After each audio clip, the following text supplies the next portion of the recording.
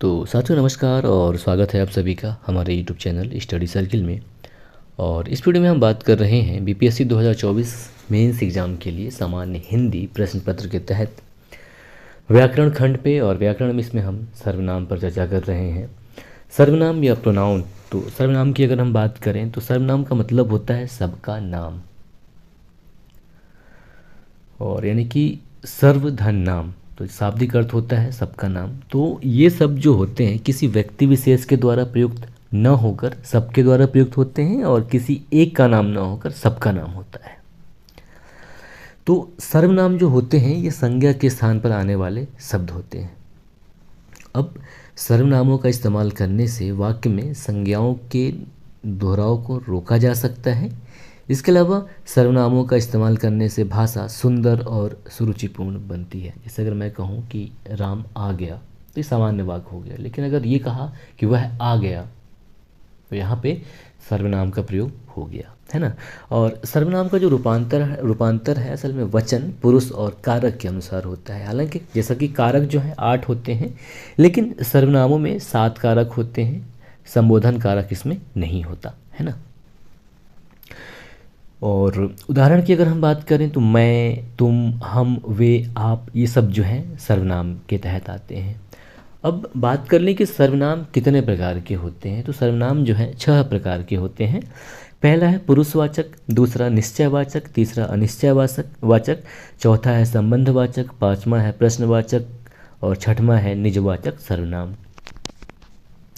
तो अगर हम पुरुषवाचक सर्वनाम की बात करें या पर्सनल प्रोनाउन की बात करें तो ऐसे सर्वनाम जो पुरुष यानी कि पुरुष या स्त्री दोनों उनके नाम के बदले आते हों उन्हें पुरुषवाचक सर्वनाम कहा जाता है।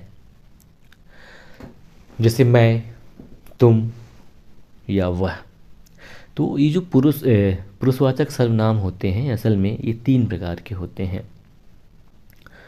उत्तम पुरुष या प्रथम पुरुष, जिसका उदाहरण है मैं, हम, मैंने, हमने, मेरा, हमको, हमारा, यानी कि प्रथम पुरुष के तहत आई, माई, मी होता है फर्स्ट पर्सन। उसी तरह यहाँ पे मैं, हम, मेरा, मेरा, मुझको वगैरह आएगा इसमें। और मध्यम पुरुष यानी कि ये जो सामने वाला पर्सन है उसके लिए तुम, आप, तुम्हारा, तुमको, तुमसे, तुमने, ये जो हो गया मध्यम पुरुष के तहत आएगा। अन्य पुरुष में यह, वह, वे वगैरह जो आते हैं ये हो जाएंगे मतलब मध्यम पुरुषवाचक सर्वनाम, है ना। अब दूसरा जो सर्वनाम है वो है निश्चयवाचक सर्वनाम या डेमोन्स्ट्रेटिव प्रोनाउन।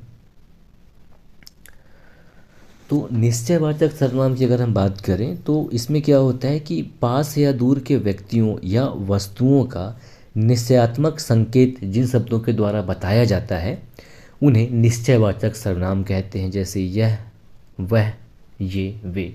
उदाहरण की अगर हम बात करें तो यह पुस्तक जो है मेरी है, मतलब ये कहें कि यह पुस्तक मेरी है, वह उनकी कुर्सी है, या वो मेरा कलम है, या ये कहें कि वे तुम्हारे आदमी हैं।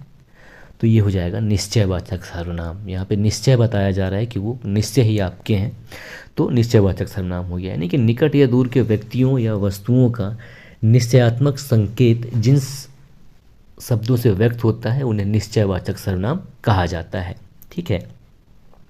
अब अनिश्चयवाचक सर्वनाम की अगर हम बात करें यानी कि इंडेफिनिट प्रोनाउन की, तो जिन सर्वनामों में किसी निश्चित वस्तु का बोध नहीं होता उन्हें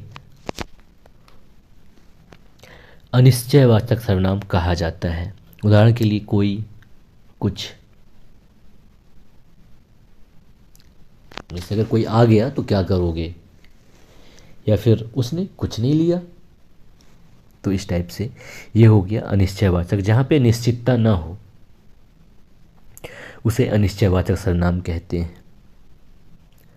और चौथा है संबंधवाचक सर्वनाम या रिलेटिव प्रोनाउन। तो जिस सर्वनाम से किसी दूसरे सर्वनाम से संबंध स्थापित किया जाए उसे संबंधवाचक सर्वनाम कहते हैं। जैसे जो, सो, यानी कि जो आया है सो जाएगा, तो ये संबंधवाचक सर्वनाम हो गया। और पांचवा प्रकार है प्रश्नवाचक सर्वनाम या इंट्रोगेटिव प्रोनाउन, यानी कि प्रश्न करने के लिए प्रयुक्त होने वाले जो सर्वनाम शब्द हैं उनको प्रश्नवाचक सर्वनाम कहते हैं। जैसे कौन, क्या, कितने, है ना। उदाहरण के लिए कौन आया था, वह क्या बोल रहा था, या दूध में क्या गिर गया था। तो ये जो है प्रश्नवाचक, यानी कि प्रश्न करने के लिए जिन सर्वनामों का प्रयोग किया जाता है उन्हें प्रश्नवाचक सर्वनाम कहा जाता है।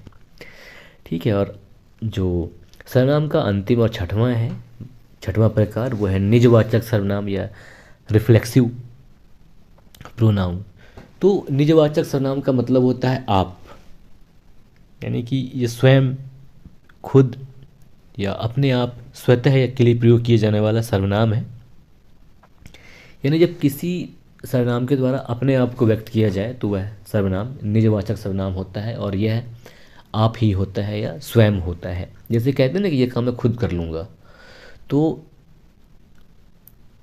इंग्लिश वर्ड इसका मतलब जैसे रिफ्लेक्सिव, यानी खुद को बता रहा है ये इसमें। तो जैसे भाई तू रहने दे, ये मैं काम मैं खुद कर लूँगा, एक तो उदाहरण ये हो गया। दूसरा, अरे मैं अपने आप वहीं से चल कर आया हूँ, है ना। तो ये हो गया हमारा सर्वनाम और उनके प्रकार। बाकी अगली वीडियो में हम विशेषण के बारे में पढ़ेंगे, विशेषण और उसके प्रकार के बारे में और उसकी विशेषताओं के बारे में। नमस्कार, जय हिंद।